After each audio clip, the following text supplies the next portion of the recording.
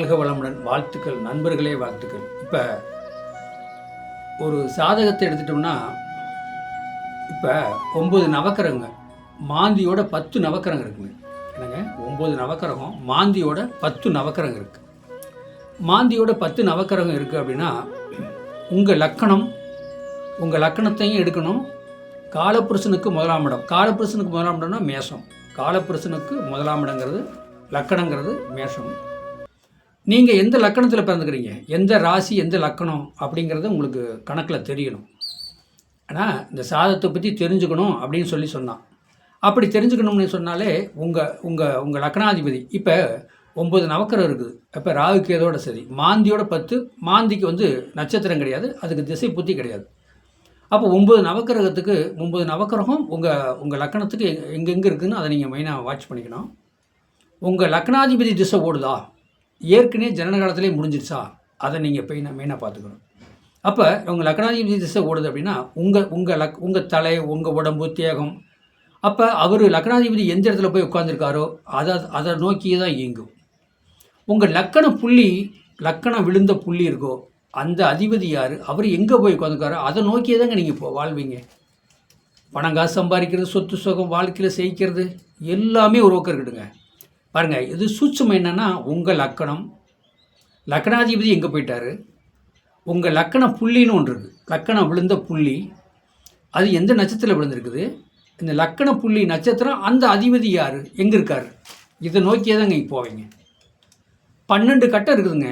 12 கட்டம் 12 பாவகம், 12 ராசி அப்படி சொல்லுவாங்க. அப்போ எந்த கட்டம் எம்டியாக இருக்கோ, அதில் எந்த கிரகம் இல்லாமல் இருக்கோ, அதை நோக்கி தாங்க உங்கள் வாழ்க்கை போகும். சூட்சுமே இதாங்க, வாழ்க்கைங்கிறது சூட்சுமே அதான். 9 நவக்கிரகம் திசை புத்தி திசை, அது லக்னாதிபதி திசை எப்படி போகுது, அவர் என்ன நட்சத்திரத்தில் உட்காந்துருக்காரு, இதாங்க அதை நோக்கி தாங்க நீங்கள் போவீங்க. கான்செப்டே அதுதான். அப்போ இதை நோக்கி போகிறீங்க அப்படின்னு கேட்டால், அப்போ நீங்கள் வாட்ச் பண்ணணும். நம்ம ஏன் இதை நோக்கி போகிறோம், இதவே நாடுறோம். ஒருத்தர் சொன்னால் நம்ம கோவப்படுறோம், ஒருத்தர் சொன்னால் பிடிக்க மாட்டேங்குது, ஒருத்தர் சொன்னால் ஏதோ நம்ம மன வருத்தம் வருது. இதை முதல் நம்ம புரிஞ்சுக்கணும். 2வது, லக்கண புள்ளி என்ன நட்சத்திரமோ அந்த நட்சத்திர அதிபதி எங்கே இருக்காரு, எதை நோக்கி போயிருக்காரு, அதையும் நோக்கி தான் போவீங்க நீங்கள். இதாங்க கான்செப்ட். இது பாருங்கள், நீங்கள் உங்களை கண்ணை கட்டி காட்டில் விட்ட மாதிரி தான். இப்படி தான் அலையுவீங்க, ஒன்றை நோக்கியே போவீங்க. ஆனால் அது நோக்கியே போகிறது உங்களை விட்டு போயிட்டே இருக்கும், உங்கள் நாடியே வராது. எப்படி சில பேர்த்துக்கு நாடி வருது, நோக்கி போனால் சம்பாதிக்கிறாங்களே, முன்னுக்கு வராங்களே, கேள்வி. அது அவங்க கொடுப்பனை. அவங்க லக்கணாதிபதி நல்ல இடத்துல போய் உட்காந்துருக்காரு, லக்கண புள்ளி நல்ல இடத்துல உட்காந்துருக்கு, 2 கூட நல்ல இடத்துல உட்காந்துருக்காரு. அப்போ அதனால அதை நோக்கி போனால் அவங்க ஜெயிச்சிட்றாங்க.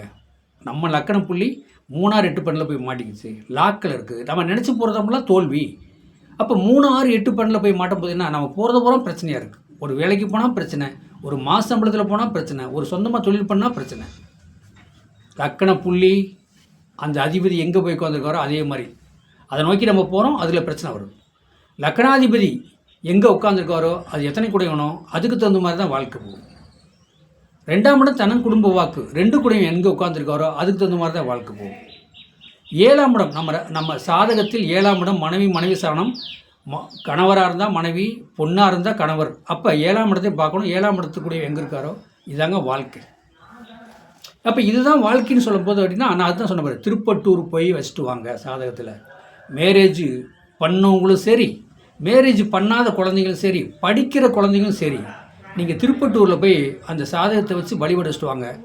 படிப்பு வராத பிள்ளைகளுக்கும் படிப்பு வருங்க. ஒரு பிள்ளை படிச்சுட்டு இருக்கு, படித்து முடிச்சிருச்சு, வேலை கிடைக்கலாம், அது திருப்பட்டூர் போயிட்டு வாங்க, வேலை கிடைக்கும், வாழ்க்கையில் செய்க்கும். அதே நேரத்துக்கு லக்னாதிபதி எங்கே போயிருக்காரோ, லக்கணப்புடி எங்கே போயிருக்காரோ, அதை எந்த நட்சத்திரத்தில் போய் உட்காந்துருக்காரோ அதை பாருங்கள். நல்லவங்களா கெட்டவங்களான்னு பாருங்கள், அதை நோக்கி பாருங்கள். கண்டிப்பாக வாழ்க்கையில் செய்யலாம். இதுதான் சாதகம். இந்த சாதகத்தை யார் வழிபாடு வச்சு முறைப்படி பண்ணி வாழ்க்கையில் செய்கிறாங்களோ கண்டிப்பாக வாழ்க்கையில் செய்ப்பாங்க. லக்னாதிபதி 2 கூடவே லக்கண புள்ளி என்ன சாரப்பட்டிருக்கு, ஒரு மனிதன் இதை நோக்கி தாங்க பயணிப்பார்.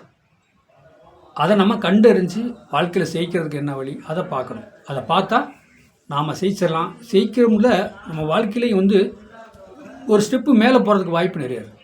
நம்ம வாழ்க்கையில் செய்யணும் அல்லவா, தோக்கிறதுக்கு இந்த பூமியில் பிறக்கலை அல்லவா, வாழ்க்கையில் செய்யணும். செய்கிறதுக்கு தான் இந்த பூமியில் பிறந்துக்கிறோம். செய்கிறதுக்கு என்ன வழியோ அதை பார்க்கணும். வாழ்க வளமுடன்.